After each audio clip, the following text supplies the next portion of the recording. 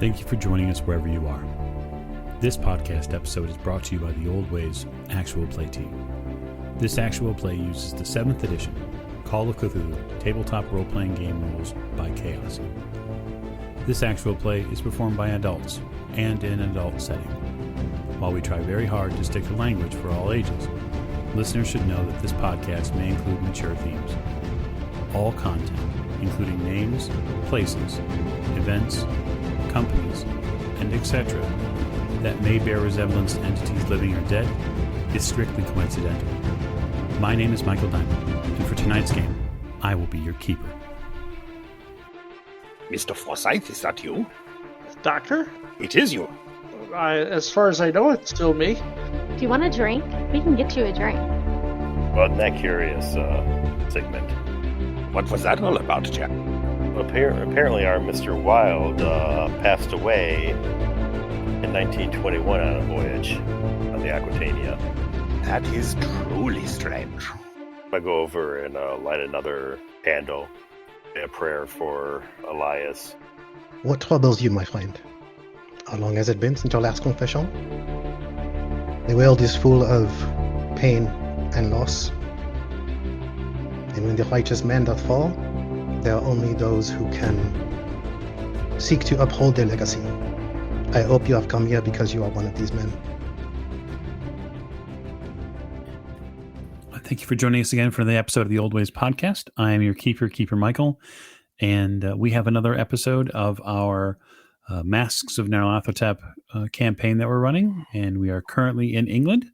And so I will introduce you to our cast. To my right, This is Lonnie. I'm playing Lawrence Edward Oliver Forsyth, and I am not sleeping tonight very well, if at all. it's probably been a little bit of a trying time, what with the whole discorporation, recorporation thing. And then at the end of the table, This is Jake. I'm playing Jack Doyle, and we met somebody. Hopefully somebody we like. We'll see. hopefully. Yeah, well, time will tell. Time will tell, right? Hopefully. And then to his right. This is James. I'll be playing Dr. Sigmund Hattenbach, and he's still just glad to be on solid land again. Oh, absolutely. 100%. To the doctor's right. This is Tiffany. I play Meave O'Shea, and I am probably falling asleep face first in a book.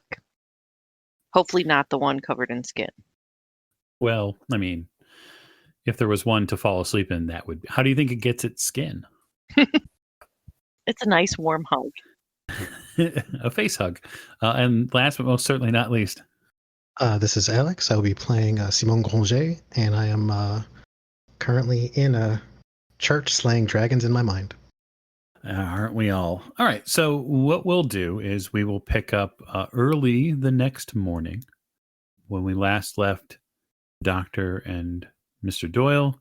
They had gone out, gotten a bit of a nightcap, and then returned to their lodgings. And then the group had dossed down for the night to try to cover in the morning and then set forth for what will be their final destination, at least as far as they're aware, and that would be London. So you all wake earlier than you might have expected. The long pull of a ship horn greets you early in the morning, something you were not prepared for. And yeah, you find yourself in your accommodations. Mr. Forsyth, you're all in one piece. So that's already a boon for you. Yeah, no black sand, nothing on my face. I go look in the mirror. Nothing on my face. Nothing on your face, no. You Okay. you look intently at each cheek and under each eyelid. You as you're preparing for the day, just make sure there's nothing behind your ears, or all seems to be in order. So, Alex, you have the lofty perch of being in the same lodgings as the investigators, but just a few floors up. So you will have a relatively easy travel this morning, just downstairs. Yeah, I was In the morning, I will be gathering my things, and I'm going to loiter in the lobby. Okay. Yeah, the investigating crew gets together in the lobby, and Jack and Sigmund see the man they met in the church last night. Mr. Grenier. Simon would be fine. Good morning. Guten Tag. Miss O'Shea and Mr. Forsyth, you see someone new. Hello. You know my friends Jack and the doctor? Yes, we met last night. Oh. Perhaps we should sit for breakfast and have a conversation, get to know one another. Yes, we're going to have an English breakfast. Oh, really? Yeah. Okay. They can definitely treat you here to such a breakfast. They have quite the spread available to them. Not only are there eggs, but there are, of course, beans, blood pudding, sausages. You see a different style of bacon here than you're used to, Mr. Forsyth? Well, it's a foreign country. Of course, things are going to be odd. Definitely not as good as home. But I won't say that in public. That would be rude. Of course not. Yeah, you guys begin to fill up. Eat with enthusiasm. This is definitely a little bit more closer to home, Sigmund, as far as the fare here. Exactly. The portions are right, and the food is getting closer. Yeah. Yeah, closer. Not perfect, but definitely closer. Miss O'Shea, what are you having for breakfast? Probably some eggs and toast. Okay. I'll position myself between the doctor and Doyle so as not to be too close to people I haven't really gotten introduced myself to yet. Sure. I am Southampton. You have questions for me? I will look at Miss O'Shea and Lawrence. My name is Simon Granger. I have had the pleasure of working with Ilya for some time now, and I was asked to come here on behalf of his last wishes. Apparently, you also spent some time with us in Peru. I was working nearby. I did my best to not intrude upon your efforts to recover. So this is what I'd like. Since you're all relatively collectively together, I would like you to make a group luck roll. So the person with the lowest luck. 44 here. Anybody got lore? 49. 40. 22. Mine's 58. So lowest luck, roll your luck. Look at that. That's a critical failure. It's a beauty. Awesome. So that's perfect. That's about right. Thanks. You get a head tingle when he talks about being in Peru. You see one of these crested hill that you had passed over. You remember having visions of being on horseback or pony. You remember Elias. You can clear as day remember Elias talking to another man, a younger man, and asking him to scout ahead. And it's some of his facial features that seem to remind you, Simone, but you can't totally place that memory on the timeline. You don't know when that happened. And maybe it's the angle you're sitting at, but he looks familiar. You're not sure yet. Well, it would be my hope to accompany you if you find my company would be suitable for your needs. So please. If you were a part of the will, then yeah, I mean, you're supposed to be with us. The more the merrier. And I quietly nod. And if you could tell me, I would hope that you did not dispose of my book. Oh, no, I'm not done reading it. Do you need it back? Oh, no, please. If it's a it'll grip you cover to cover. It's one of the few that I don't have of his. Good luck getting it back, then. It is the last of his works, from what I understand. Published, anyway. That's what it looks like by the publication date. Yeah, I mean, you'd know after talking with Jonah, Miss Maeve, that this is the last book. Can you? I'm trying to get a feel for the room. How? I don't know.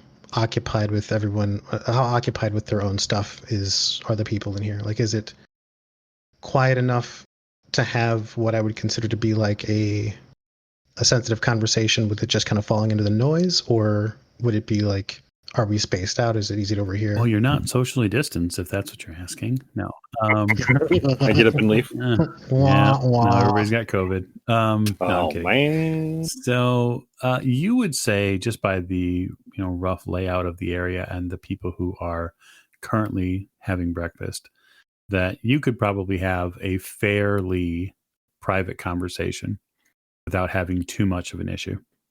Perhaps, do you know if anyone followed you here? Not that we're aware of. Maybe. Yeah, I mean, there was strangeness on the boat, so it's hard to say. There was Mr. Wild. He seemed to know an awful lot.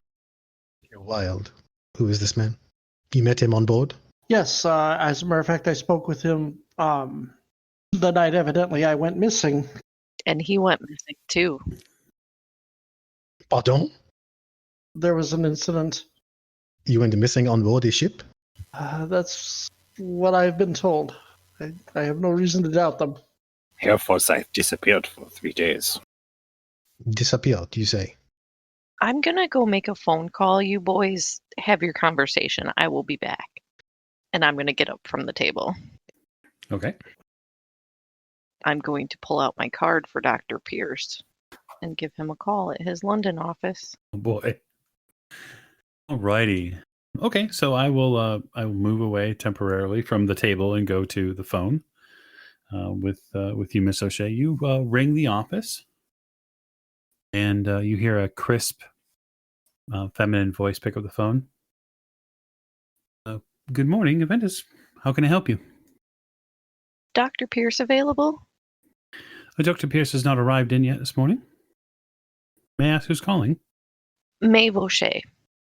It's terribly sorry, Miss O'Shea. He should be in within the hour. Okay. Well, I'll give him a call later today then. Very well. Thank you. She hangs up.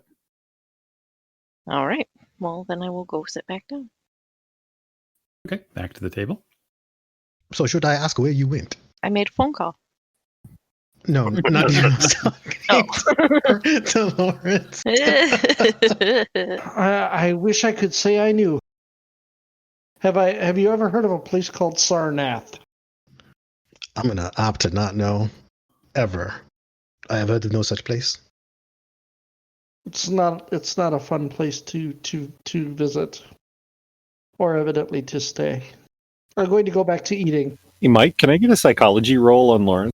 Yeah, what are you attempting to decipher about? I want a general countenance, like his general countenance as he's talking about his dreams in this Sarnath. I want to see what kind of changes come over him, like body language, mannerisms. I want to see how deeply this has affected him.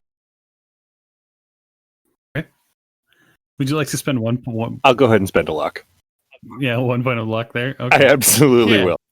It seems to be a pressing issue on his consciousness. It's not even a subconscious thing. When he asks about Sarnath, you can tell in his inflection and just having been around Lawrence for several years now, he's eager to know if Simone has ever heard of the place. Your bet is that Mr. Forsyth may be repressing some of the things that he experienced, which would make sense, as they were most likely shocking. His very presence here is shocking to you, but welcome one at least. Not to say I had written him off, but you know. Hey, Mike, Yes, Jake. while we're eating and everyone's talking, I actually want to watch Forsyth because the fact of the matter is I'm a little iffy at whether that's actually Forsyth. That's a fair call. Right. Right? That is actually fair the call. doctor had not thought of that. But Did I ever mention that my other middle name is McCready? Son of a... No. Okay, so I guess then let's think here. I don't know what I would roll. Yeah, it's more perception. I'm thinking more like psychology, really, to pick up on. Psychology. Well, just to pick up on nonverbal cues that maybe Lawrence, the real Lawrence, would use that this one isn't. I don't know. That would be 20 under 57, a hard success. As much as it's possible to believe that something happened to him and maybe something terrifying came back instead, the mannerisms are too dead on. This is definitely Lawrence. Whatever happened may have happened, but that's definitely him. Okay, He's just acting Puts me- strange. oh, it puts me a little more at ease. I didn't necessarily assume that it was not him, but there's a possibility it wouldn't be him. So. Yeah. The next roll is a handgun roll. No. Right. Blah, blah, blah. Oh, It's not my wish to attempt to unravel the mysteries of the universe at this time. I'm glad you are okay, Monsieur Forsyth. Thank you. So, what did you experience in Peru? I was helping Elijah perform some field research. That's it? Well, there are many organizations that Elijah was tracking, and it was typically my duty to inform him of comings and goings. The information he shared with me was minimal, but ultimately he needed me to help him find a way out in case. Simone, what do you do? Pardon? Well, obviously, you were us wanted you to help us out. So, what is it that you do? I am an accomplished field investigator. I wouldn't necessarily call myself an expert in any way, but I would say that my situational awareness and strategies should prove suitable to help you on your investigation. Are you any way familiar with the kind of things that we might be running into? Doctor snorts on his beans a little bit. Monsieur, you did tell me last night that our friend was killed by a cult, and this did not surprise me. Yeah, but that's not the whole. It goes much deeper. And I'm just going to look at him very skeptically. So, you don't know anything about the last things that Elias spoke about? It is my belief that Elia kept me in the dark for a number of reasons. He would never share with me the full extent of which he was investigating, nor did I expect him to do so. He was an honest man. He was a good man. Well, how easily shocked or scared are you? If you are concerned that I will not be able to keep my wits about me, then all my time spent on this world will be for nothing. It is more that we have word for you, I think, with the knowledge of what we have seen up to this point. Okay, I'm just going to be frank with you. How do you feel about supernatural? So I come from, there are not many things that cannot be attributed to the inexplicable. I am not necessarily a man of faith or of belief, but what I see with my eyes, what I hear with my ears, if they are real, they are real. And I will deal with them when I see them. These tools, as you will. Doctor's grinning into his eggs. My only fear is that I will not be able to procure justice for Ilya and his legacy. Well, I guess there's only one way to find out. Oui. You were warned. I'll smile for the first time. Oh yeah, Doctor says it with a smile. I will say this. The book that I have gotten from you is child's play compared to the other books that I have. So, there's more. I do not doubt that, madame. But if Ilya saw fit to trust all of you with his mission, then I am here to make sure that it is carried out. I have no qualms. I have a feeling we're going to need more bodies than this. Welcome aboard. Let's hope we don't need too many more. I would prefer not to be thought of as a body. Thank you, Mr. Forsyth. You could try not having one. No, thank you. The plan. So have you been in England long? No, I arrived only a few days ago. Okay. But we need to decide where we're going to go. I think there's a couple of people here in England we want to talk to specifically. Yeah, I have somebody I'm trying to get a hold of. He should be in within the hour, so I will give him a call again. And when we spoke in the church, you said that you are following the trail of this cult. Oh, we're following the trail of the Carlisle expedition, who may have had some connection to the cult at some point. So continuing to follow them and see what became of that. Simone, make an edu roll. Much like Jackson Elias. It's 31/85. Yeah, your memory. You remember the Carlisle expedition. So it was launched several years ago by a American playboy who decided to get involved in some of the digging in Africa. And he took a kind of an all-star cast, so to speak, and traveled to Africa, where he went to Egypt and they did some digging, and then went south to Kenya, and evidently was murdered. The entire expedition was butchered at the hands of Kenyan tribesmen. And you remember reading about it in the paper because of the grisly nature that had been reported in the paper, that they were ripped apart, and it was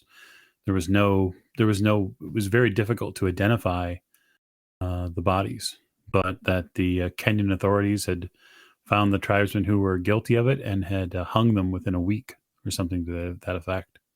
It's a very quick trial. This Carlisle, you believe that the trail leads you to London?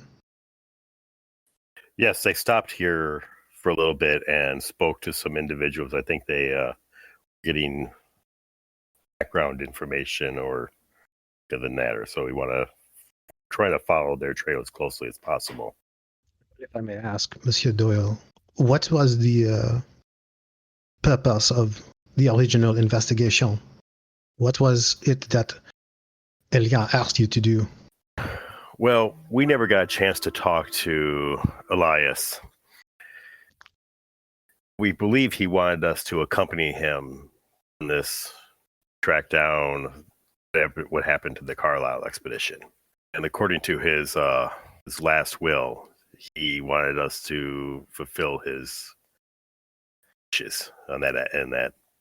I suppose the only other question I have for you, and I will only ask this once, were you there? He died? We arrived too late. But you saw him? Yes. And his killers? We saw them as well. I believe we killed all of them in New York. Everyone we could catch. We can only hope. Well, I mean, for the clarity of the record's sake, you know for a fact that Lawrence shot one dead that night, like on the fire escape. Well, yeah. I believe we've killed all of them. There might be a couple of them still hanging about. Sure that what's the cult leader probably dragged everybody he had with him to the estate that morning. It stands to reason, yeah. The memory of that eclipse. It haunts me still. I call you to bring the top 10. I've seen a bloodbath like that in years. Agreed. Well, hopefully we can avoid such a thing for as long as we can. If I have my way, we will. You guys finish up breakfast. Looking at the schedule and looking at the map, it appears it's going to be a several-hour train ride from Southampton to London. I'm going to try and give Dr. Pierce another call. Okay. You ring him again. You get the same unpleasant secretary who answers the phone. Venice. I'm calling back to see if Dr. Pierce is available. Yes. Miss O'Shea, I recognize your voice. One moment, please. You hear a bunch of clicking. And then you hear clattering of Dr. Pierce. Hi, this is Maeve O'Shea. Yes, Mr. O'Shea. You've come over. Yes, actually, we will be taking a train from Southampton to London today. Southern Line, yes. I know it well. I was wondering if it would be any trouble to meet up with you today, or if we can arrange a meeting. Absolutely. I should be able to meet with you, say, 1:30. Okay. All right, then. You have my address at the office is here on the card? I will see you then. Thank you very much. Pleasure. He hangs up the phone. Okay. And then I will meet back up and tell them I have a meeting at 1:30. Technically speaking, 1:30 be 2:30. Oh, 2:30. Yeah, 2:30. That was half before. It's okay. The group collectively gets aboard a train in some fashion, unless anybody else is doing anything before we leave. Nope. Can't think of anything. You leave Southampton behind. You board the Southern train, the Southern line, which rolls north. Simone, you were on this train but a day or so ago. And you head north through the countryside. You see all sorts of beautiful landscape. English cottages, rolling fields. You see a little bit of water. The railroad line here traces a bit of the river that comes into Southampton, but you eventually leave that behind. And as you head out and into England, the countryside, you get just a picturesque view, all except for the rather significant amount of rain that begins. The sky itself, which was once in the morning a bit blue, rolls to gray, and then the rain starts. You can hear the pitter-pattering on the train as it makes its way through the countryside. As time passes on the train, you get the feeling of something changing. This rolling hillside gives way, and you start seeing smaller villages give way to larger villages, and then smaller with clusters of row houses out and around them. And then you see on the horizon this almost smoking beast of a city. The churn of coal-fired stacks, large, long railway lines that crisscross around the city. And you come upon London. I guess the question I would have for you, because Simone's really got a little bit better relay, is where are you getting off at? Well, I don't necessarily know where we should get off, but knowing that Miss O'Shea has a meeting, I would want to make sure that we can set up somewhere where we can either secure accommodations somewhat in that vicinity, as well as have a train stop. Yeah, I mean, there's no lack of train stops, that's for sure. They're all over the place. The biggest question you're going to have is basically, where does she need to go? What's the address again? So the specific location that she needs to be in is in Lambeth. So that is going to be across the Thames from Westminster. You're going to come in essentially on the Westminster side of the Thames. Because normally if you follow this line down, Alex, in about 20 minutes or so, you could get off at Limehouse. But you need to stop and then make your way to Lambeth, which is the, I guess it would be the southern side of the Thames. So from there, you could go to basically all over. You would just have to decide where on the map you'd want to stay at. Miss Lane, of course, is along with you guys, and she says that she's going to see to lodgings. So she tells you, Mr. O'Shea, if you'd like to have your meeting and do what you will, I will get settled before we head to see Mickey Mahoney at the Scoop. Sounds good. You guys stop at Waterloo Station. Then she gets a steward or cab nearby to collect your luggage, and then tells you the name and address of the hotel that she's prepared lodgings for. So meet us back there when you're ready. It's in Waterloo? It's around the Waterloo Station area, yeah. Okay. So you guys begin the walk down the cramped streets of London. Whether it doesn't really matter the side of the street that you walk on. London streets are pretty well packed. The metro lines here, the buses, even the double-decker ones that are out running, they cannot handle the crush of passengers going up and down. Jack, your senses are on fire from all the foot traffic. People are close. People bunch up around the curbs. So, especially when there's a bus coming about. So, you definitely get... It almost feels like being in an amusement park, except that there's no cotton candy. And there's an awful lot of smoke and fog in the air. With that said, it isn't... What time of day is it? It's Tuesday. Oh, I'm sorry, like what time of day is it? Day. Yeah, so you're about, it's about 1-ish or so by the time you guys get to, Waterloo Station. So you've got about an hour or so before you need to really be anywhere. If I may ask, who is this person that we are meeting? Or that you are meeting? I apologize.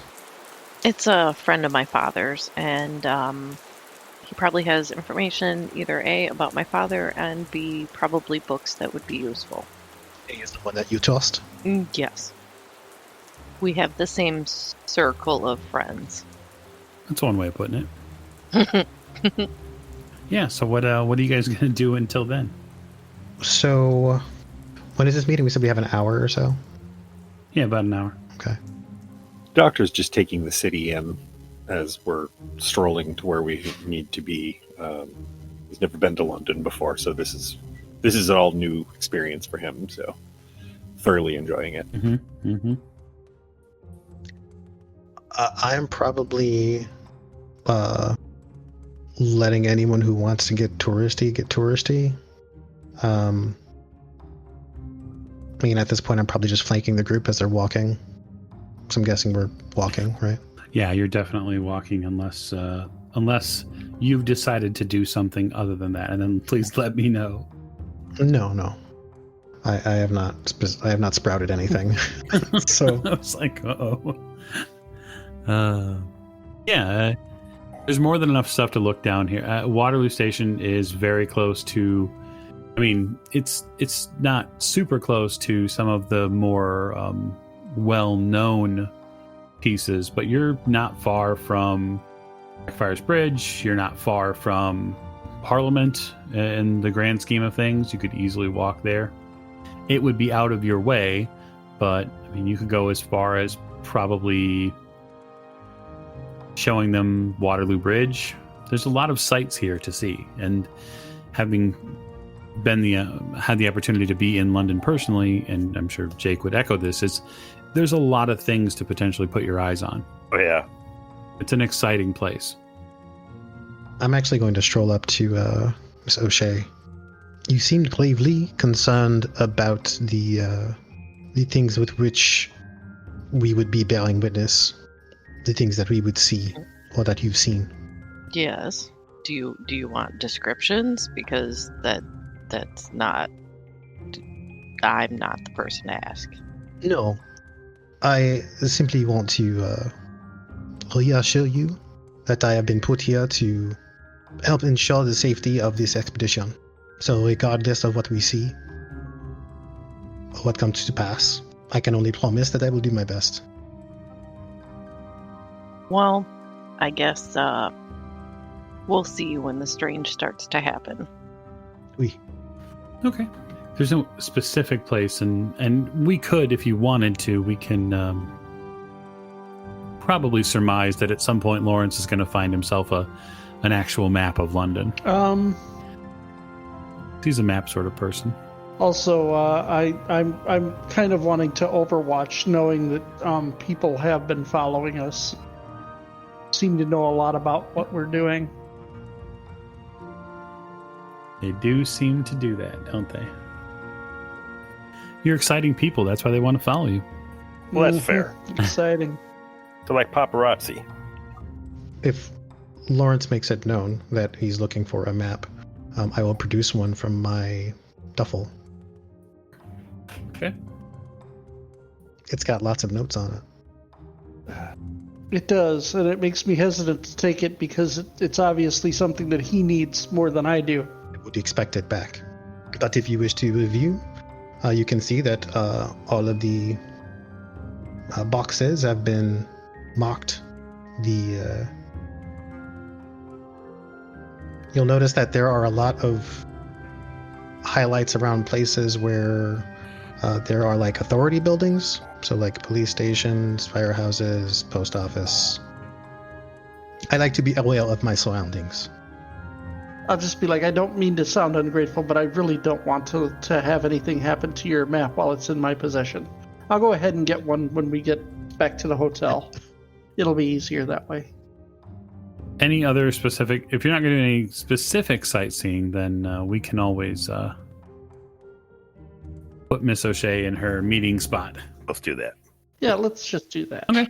Wunderbar.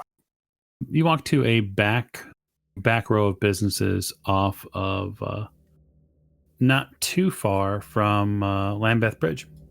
You also see that there are a couple of galleries in this area, but there's a business that seems to be tucked into one of the nearby streets, and you see that the name of the business is Aventus Shipping and Holding. It looks like an import-export business. Jack, you see that it looks like there's a alley access here, maybe for trucks, or as they would call them, lorries here. Okay. Yeah, I'll just enter in what appears to be the front door-ish office. Yeah, you walk in. It's got a reasonably welcoming interior. There's not, it's not luxurious by any means, but there's a receptionist station. You can see that there are maps on the wall. You see a couple of world maps. There's a map of London as well. Good afternoon. I have a meeting with Dr. Pierce. Yes, Miss O'Shea. Mm-hmm. She stands up, and I'll take you back. What are the rest of you doing? Just FYI. So I was actually going to say that when they were walking to the building, I would have held the door open for them, and then as Jack went by, I would have just kind of nodded to him and then closed the door behind them. Okay. I would be outside. Okay. Anybody else going in other than Maeve? I don't need to be in there, I don't think. I'll wait outside with Simon. So, Jack, did you go in? Yes, no, maybe so? No. Okay. All right, Miss O'Shea. You walk back to a series of offices. You see that there are what appear to be in this open space. There are a couple of crates. Looks like there are a couple of trunks inside those open crates. You're not really sure what's in them, but you can just see that they've definitely packaged something. And then there is a far office in the back that she leads you to. And you see a person you have not seen in some time. Mm-hmm. See Professor Charles Pierce. Miss O'Shea, come in. I will enter. Marie, would you get some tea for us, please? She nods and turns around. Come in, come in. He gestures to a chair. What are you doing here? Well, that's a long story. Mm-hmm. We are following leads on an expedition that we believe a friend of ours was investigating and was murdered for. Really? It's tragic. Yeah. Murdered. However, you did say that if I was in London to stop by. I also put together that this was one of the last places my father was at. You mean England? London. Oh, yes. All right. I mean, there's all sorts of things Neil could have been doing here. Several of our members years ago were interested in spiritualist society north of the city. They took to some of the meetings there, the cultic practices, much like our own, but focused on spirits of the afterlife. It's possible that he took up with them. What are they called? Well, he shuffles around a few papers. You can see he's got ledgers and shipping notifications and writs of docking and whatnot for boats. And then he stands up and goes to a filing cabinet. I have to tell you, Maeve, I've been a bit out of practice at our old work. I've built the practice here, something a little bit more financially sustainable than wandering around libraries. He shuffles through some more papers. There is something here. Ah, yes, here it is. He passes this to you. It seems, anyway, that the Spiritualist Society late last year suffered some sort of a downturn.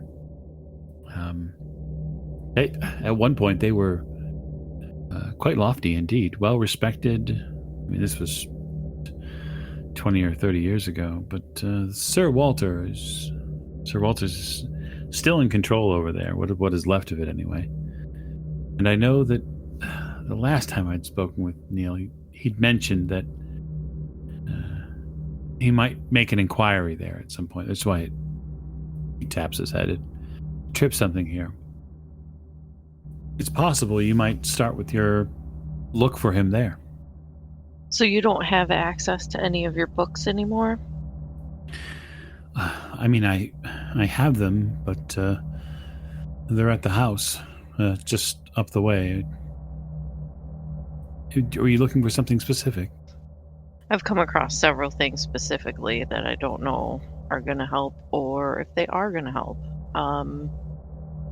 I do know that I got a couple of books from the person that went on this expedition, and he doesn't strike me as somebody... Have you ever heard of the Carlisle expedition? Oh, yes. Yes, I remember reading the papers here when Roger spun through London years ago. Of course, and Sir Robbie Penhew. I mean, he was on the expedition. Yeah, does Carlisle strike you as somebody to have some of these books, and I'll open my bag for him to see?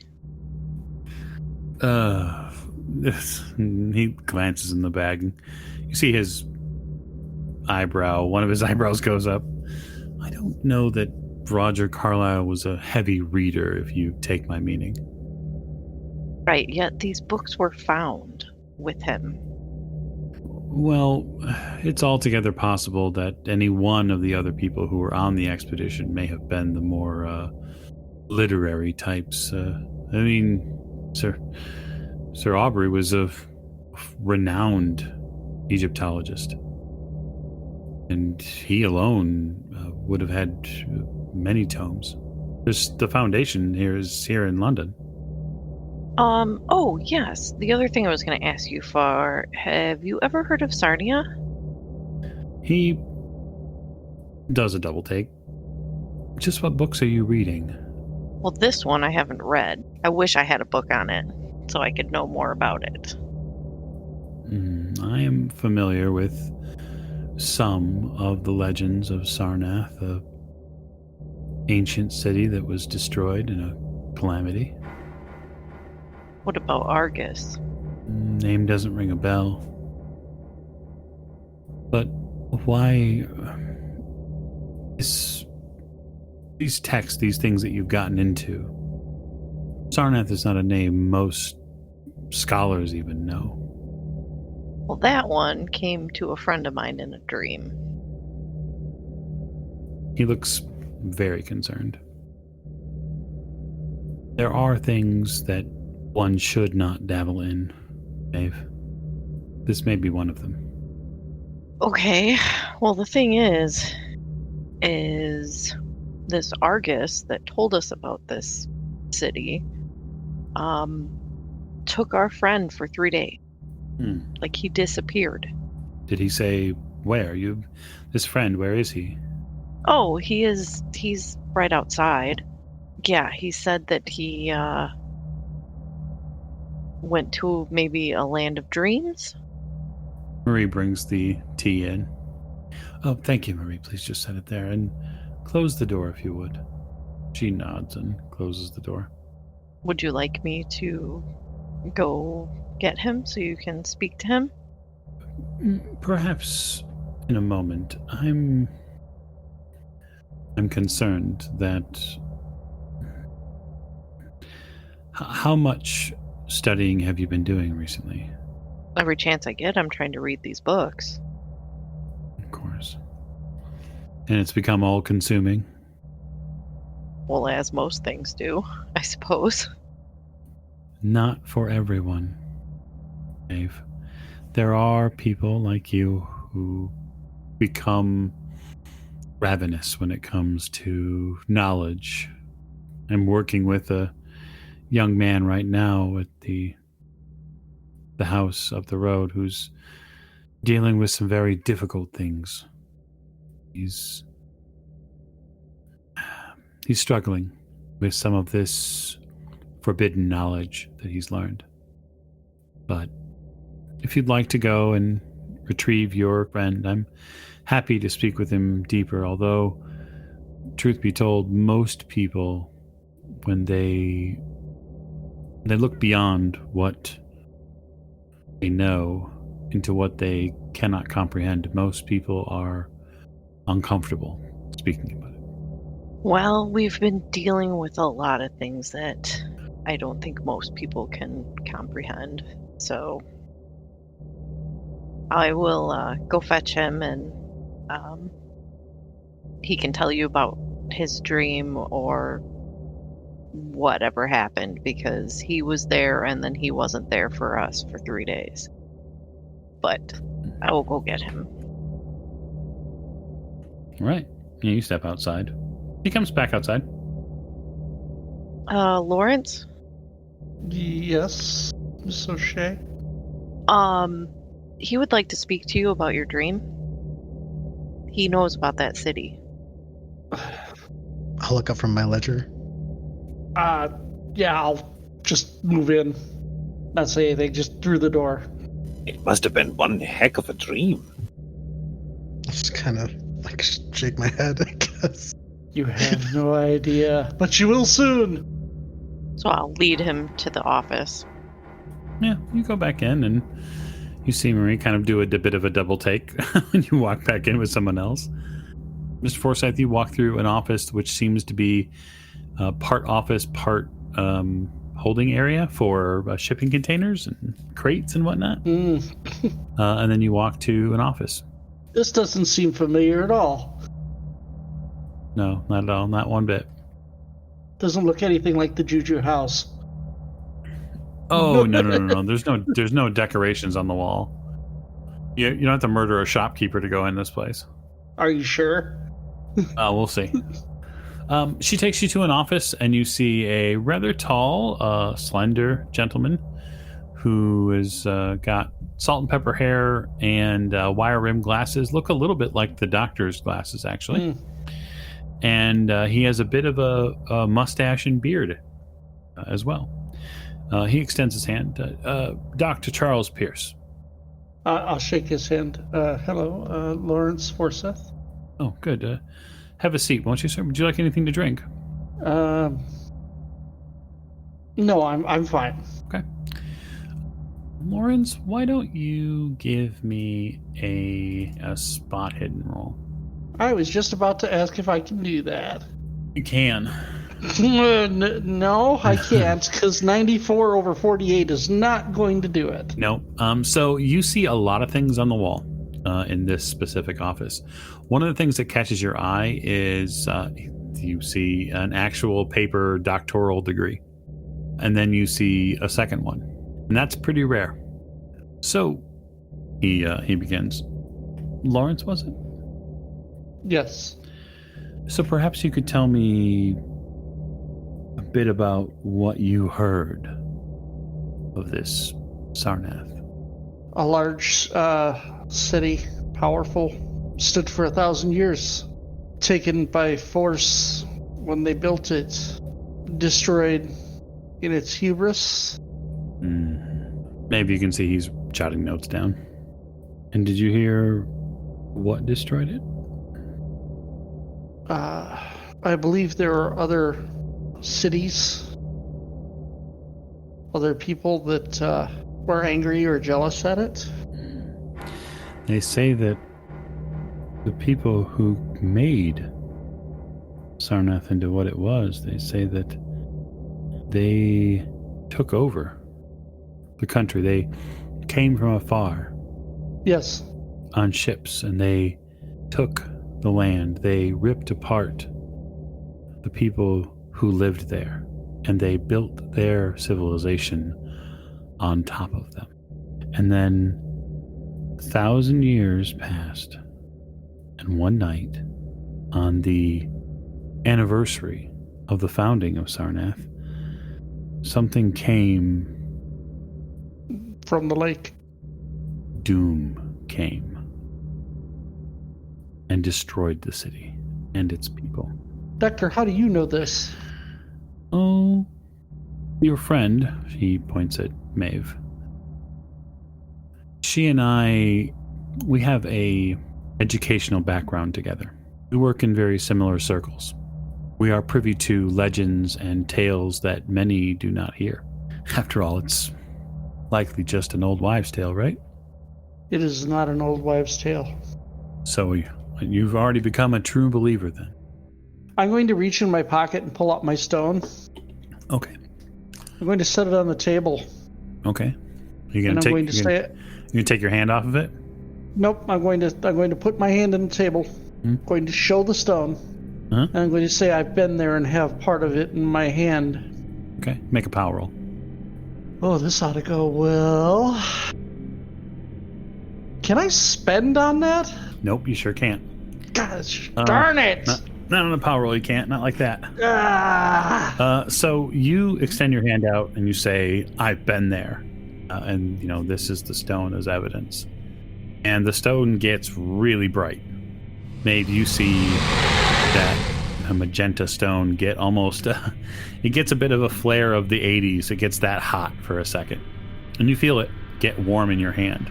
And while you'd like to drop it, your hand actually reflexively clenches around it. And it's at that point where you feel it burn a bit, the skin on the other side of your hand. Your palm burns a bit. The Dr. Pierce recoils from the stone. He sits back in his chair. My God. I'm going to very slowly and deliberately, while it's still burning in my hand, open my coat and put the stone back in. Okay. You should be careful. A less prepared man might have reacted much differently. I had a warning. There was a man there. I say man, but he was larger than men. He was a giant. He named himself Argus. Argus the Elder. He said almost exactly the same things you said about the city of Sarnath. The ruined place that I stood in. Told me that he was on his way elsewhere.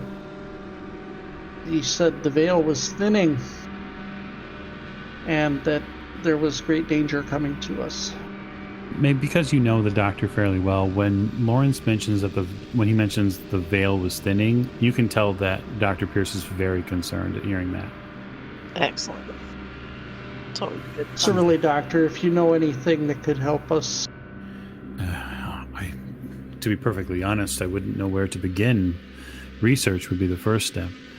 If you wish to be rid of the stone, then I would find some sort of alchemical solution, perhaps an acid or a few swift hammer strokes might be able to rid you of such the thing. But The problem is none of us want to give up the stone. well, no, of course not. They've fortified you. They've taken to you. Dr. Meave has brought us here. Miss O'Shea has brought us here because she believed that you could help us. But so far, I've told you my tale. I may be able to help you, but the question will be is, in what way would you like the help? There are many potential solutions for ridding these stones from your persons, but like a lost lover or a emotional attachment, they are very difficult to get over. There are tales that say that men went raving mad after being bonded to such devices. They could not think but anything else but where the stones were.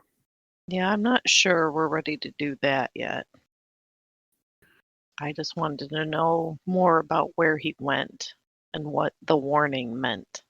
The lands of dreams are a mystery, even to me, but of the stories that I have read of them, they are a wondrous place, both frightful and fantastic.